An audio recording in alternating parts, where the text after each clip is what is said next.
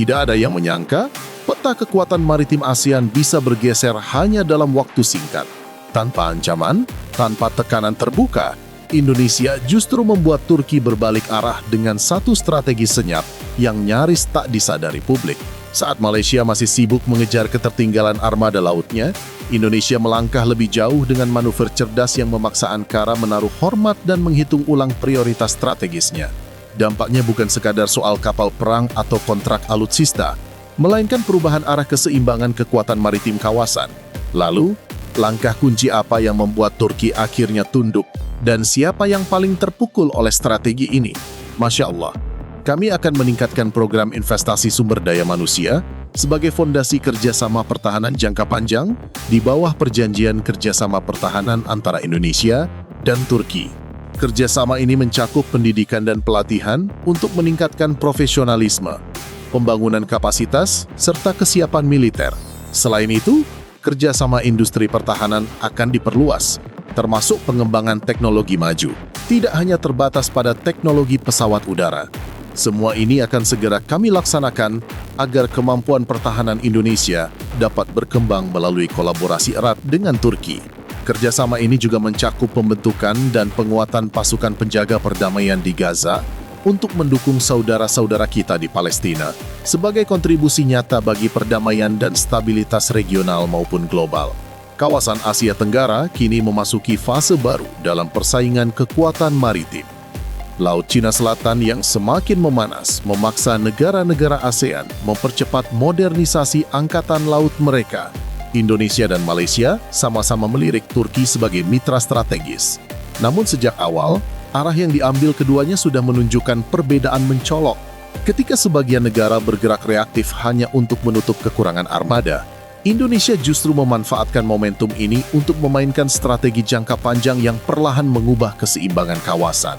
Malaysia menjadi sorotan setelah resmi memulai pembangunan Littoral Mission Ship Batch 2 di galangan Turki melalui perusahaan STM. 3 kapal berbasis desain Milgem tersebut sepenuhnya dibangun di luar negeri, menandakan bahwa Kuala Lumpur memilih jalur cepat untuk memperbaiki kekuatan lautnya.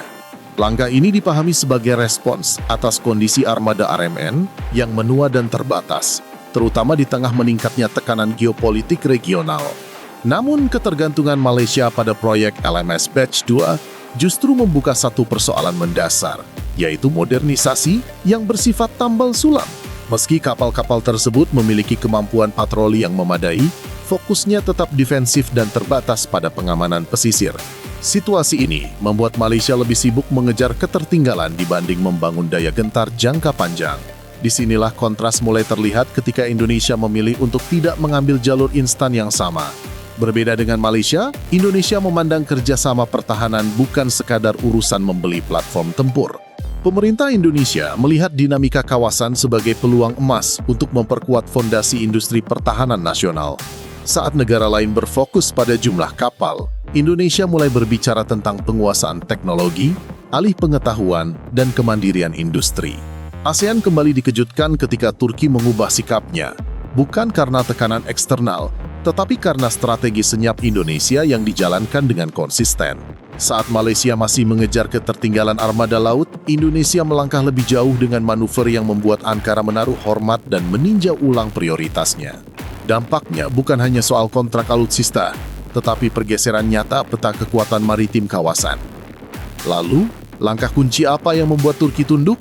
Dan siapa yang paling merasakan dampaknya? Asia Tenggara terus bergerak memasuki fase baru persaingan maritim. Ketegangan di Laut Cina Selatan memaksa modernisasi angkatan laut dilakukan secara cepat. Indonesia dan Malaysia kembali berada pada titik yang sama sebagai negara yang sama-sama mendekati Turki. Namun perbedaan arah tetap terlihat jelas. Ketika sebagian negara bergerak reaktif demi menutup kekurangan armada, Indonesia justru memanfaatkan momentum ini untuk memainkan strategi jangka panjang yang perlahan namun pasti menggeser keseimbangan kawasan. Indonesia pun mencatat sejarah baru di dunia pertahanan. Turki memilih Indonesia sebagai pembeli ekspor pertama jet tempur siluman generasi kelima KAAN, lengkap dengan paket alih teknologi dan produksi bersama di Bandung. Kesepakatan pembelian 48 unit KAN yang ditekan dalam ajang IDEF 2025 di Istanbul menempatkan Indonesia bukan sekadar sebagai pembeli, tetapi sebagai mitra strategis dalam pengembangan pesawat tempur paling canggih di kawasan. Bandung bersiap mengambil peran sentral.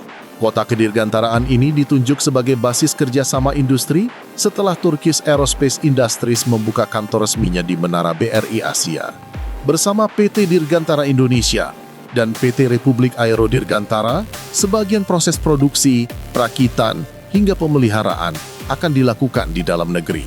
Bagi banyak pengamat, langkah Turki memberikan ruang sebesar ini kepada Indonesia bukanlah hal biasa. Sangat jarang ada negara yang diberi akses langsung ke jet tempur generasi kelima, apalagi dengan peluang keterlibatan industri nasional secara menyeluruh.